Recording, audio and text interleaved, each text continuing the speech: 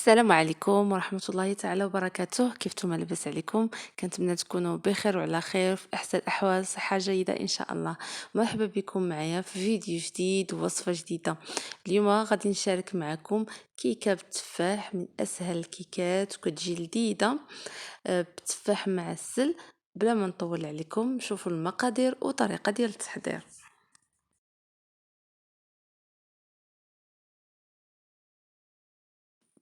في المقادير عندنا 3 ديال البيضات يكونوا كبار، انا كانوا عندي الصغار فاستعملت 5. كاس ديال السكر، كاس ديال الزيت، علبه ديال ياغورت طبيعي، دقيق حسب الخليط، واحد فاني وجوج خميره ديال الحلويات. بالنسبه للحشوه ديال التفاح كنحتاجو 4 ديال التفاحات يكونوا كبار، انا كانوا عندي صغار فجاتني كميه قليله. من بعد ما طاب من احسن تعملوهم كبار. عندي نص كاس ديال السكر وجوج ديال فاني وملعقه كبيره ديال الزبده. اول حاجه غادي نبداو بها، غادي نعسلو التفاح في مقله، كنوضعو ملعقه كبيره ديال الزبده حتى كتبدا تذوب. غادي نضيف لها التفاح اللي قطعناه قطع مربعات، وغادي نضيف لها جوج ديال ساشي فاني ونص كاس ديال السكر سنيده. نخليوها على نار مهيله مع التحريك حتى كيتعسل وكيتكراميليزا وكيرجع اللون ديالو بني. غادي ندوزو نحضروا الكيكه.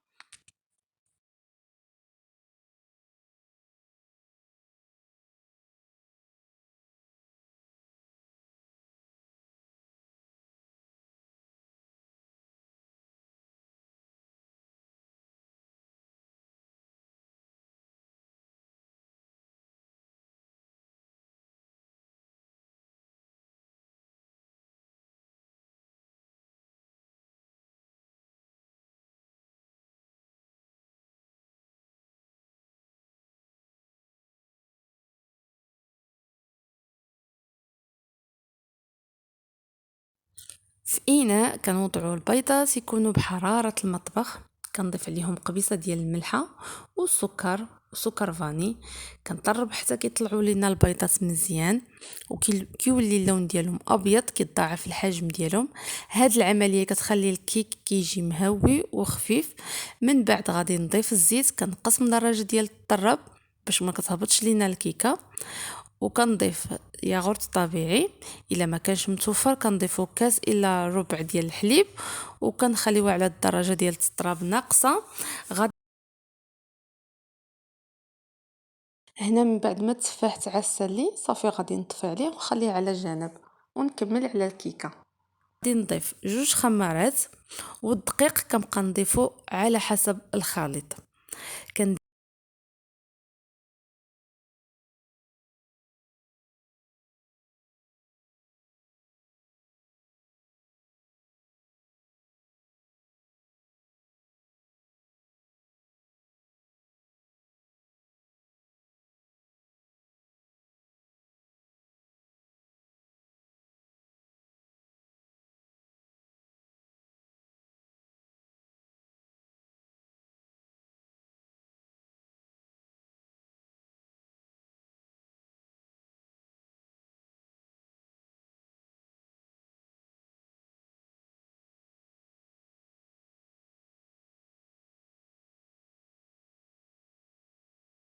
دهن المول بالزبده وكنرشو بالدقيق.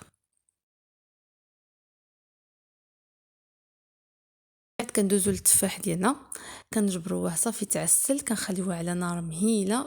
الا خلينا على عافيه مجهده راه غادي يتحرق لنا السكر. من بعد كنخليوه حتى كيطفى، كنكبوه في المول في الاسفل. انا عملت كان عندي تفاح صغير فراه عطاتني كميه قليله، ولكن ماشي مشكل، جا هو هذاك مع الكيكه. كنسرحوه في المول، ما كنوصلوهش حتى للجنب، كنخليوه عي في الوسط. من بعد كنكب عليه الكيكه، كنعوطها وكندخل الفرن، كون شعله من قبل من الفوق لتحت.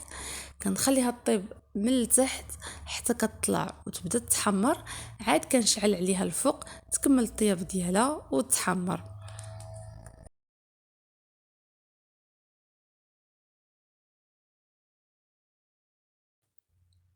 هذا هو الشكل النهائي ديال الكيكه من بعد ما طابت. شوفوا كيفاش كتجي خفيفه. غادي نزينها انا غادي نرش عيب بالكوك. ممكن تعملوا اللوز افيلي حتى هو كيجي معاها كيعطيها مذاق لذيذ، وحتى الكوك حتى هو كيجي مع التفاح. انا من عشاق ديال الكوك. كيبقى التزيين اختياري، كل واحده تزين باللي متوفر عندها. هذا هو الشكل النهائي ديال الكيكه اللي شاركت معكم اليوم، كتجي لذيذه ان شاء الله. جربوها وتنال الاعجاب ديالكم، وما تنسونيش الى عجبكم الفيديو ما تنسونيش من لايك ديالكم وتعاليقكم الطيبه. وخليتكم في امان الله، الفيديو قادم ان شاء الله. بسلام عليكم.